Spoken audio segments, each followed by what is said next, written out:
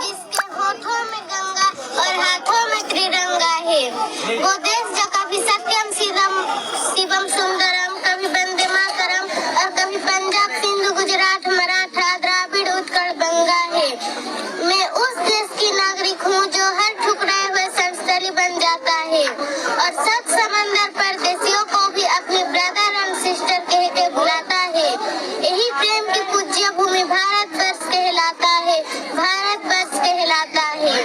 माननीय अतिथिगण, शिक्षकगण, मित्रगण और मेरे प्यारे भाई बहनों, आप सभी को गणतंत्र दिवस की हार्दिक हार्दिक शुभकामनाएं। मेरा नाम स्मृतिमयी राणा है। मैं कक्षा 3 में पढ़ती हूँ।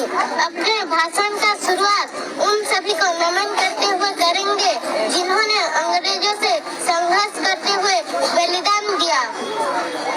आज गणतंत्र दिवस उपलक्ष्य में हम सब यहाँ एकत्रित हुए हैं और यहाँ एकत्रित होकर हमारे 76वां गणतंत्र दिवस मना रहे हैं। इस दिन को हमारे देश, हमारे भारत गणतंत्र रूप में घोषित किया गया था। हमारे देश को स्वतंत्र कराने के लिए बहुत से महान पुरुषों ने संघर्ष करते करते अपनी कुर्बानी दे दी।